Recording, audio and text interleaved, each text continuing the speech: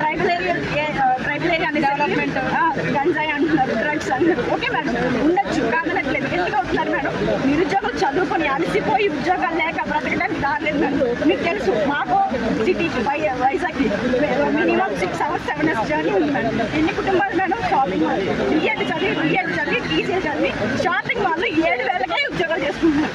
ఎందుకు? బట్టలు sales girls గాను, లేకపోతే ఏదైనా మార్కెట్లో సేల్స్ గర్ల్స్ గాను ఇలాగే బ్రతుకుతున్నాం మేడం. మేము ఇంకెలా డెవలప్ అవుతాం మేడం? మీరు చెప్పండి. మాదొక మారుమూల గ్రామం మేడం. మాది 10 ఇళ్ళే ఉంటాయి మా ఊళ్ళో. నాకు మెరిట్ వచ్చింది మేడం. కానీ ఇప్పుడున్న అంటే ఇప్పుడు మనం వస్తున్న మైదాన ప్రాంతాలకు ఇచ్చింది కాబట్టి నాకు మెరిట్ నాకు ఉద్యోగం వస్తుందా లేదని భయం. నాలాగా వీళ్ళందరూ గొంతు నేను మాట్లాడుతున్నాను మేడం. నా ఆవేదన మీరు ఆలోచించండి. మేము ఇక్కడ మా కుటుంబాన్ని తల్లిదండ్రులు చేసి నైట్ కూడా మేము ఇక్కడ ధర్నా చేయడం జరిగింది. నైట్ మేము చేసాం మేడం, మేము చేసాం. అది మా హక్కు, అది మా జీవితం. మీ గొంతు వినిపించడానికి fight for our rights ma'am. ఇప్పుడు ఏంటంటే ట్రైబల్ ఏరియా అంటేనే అందరూ ఇంచుమించుగా 80% ఆఫ్ పీపుల్ ఈటీఎస్లోనే మా ఏజెన్సీ పోస్టులు మాకు ఇవ్వండి మేడం.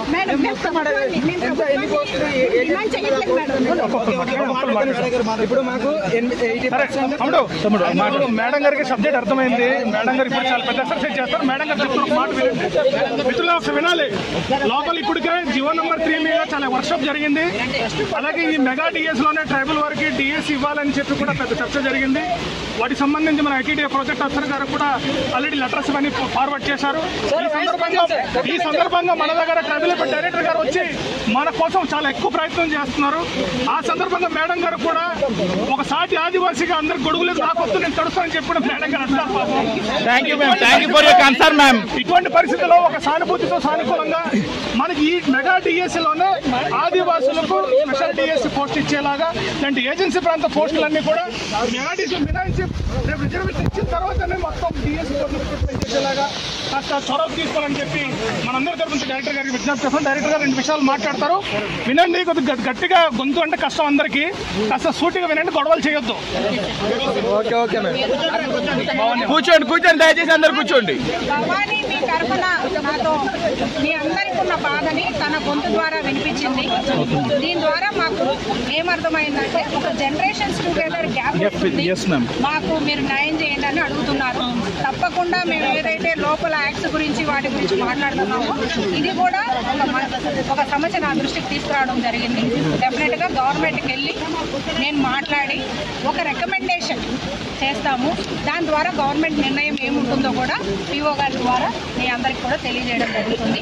పిఓ గారు కూడా అది పనిగా వర్షం వచ్చినా కానీ మన వాళ్ళంతా తడుస్తున్నారు రండి మేడం అంటే ఇక్కడికి రావడం జరిగింది. 48 hours నుంచి చేస్తున్నారని పేపర్లో చూశాను. కానీ ఇంత మేడం మా యొక్క ఆయువు పట్టు మేడం ఇది పోతే చేస్తున్నారని తెలియదు. మీ యొక్క అభిష్టాన్ని నేను గవర్నమెంట్ దృష్టికి తీసుకెళ్తాను.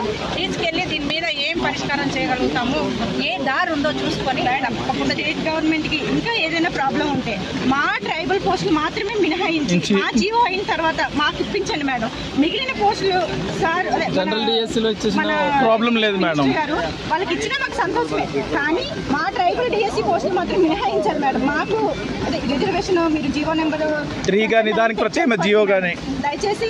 ఎందుకంటే మేడం మేము సార్ని మేము సీఎం గారిని అడగలేము, ఎడ్యుకేషన్ మినిస్టర్ గారిని అడగలేము. ఎందుకంటే మా తరఫున డైరెక్టరేట్ ట్రైబల్ వెల్ఫేర్ ఉంది డైరెక్టర్ గారిని. కాబట్టి డెఫినెట్ గా మీకేముందో మీ సమస్య ఏందో నేను తీసుకెళ్తాను. తప్పకుండా మా పోస్టులు ఆపిన ఆ పోస్ట్ ఇచ్చేస్తాం, ప్రాబ్లం లేదు. We will wait madam. మాకు కొత్త జీవో వచ్చే వరకు మేము వెయిట్ చేస్తాం. మా జాబ్ ఆపినా పర్వాలేదు మేడం. ఆ జనరల్ డేస్ లో మా జాబ్లు మాత్రం మినహాయించి వాళ్ళకి ఇవ్వండి madam. We will wait for any time. మేము ఎదురు చూస్తాం. కానీ మా యొక్క పోస్టులు మాత్రం మా వేర్లు కత్తిరించేస్తారు కింద. ఆవిడ చెప్పి ఎలా వెళ్తామండి మేము? మా గురించి ఆలోచించాలి.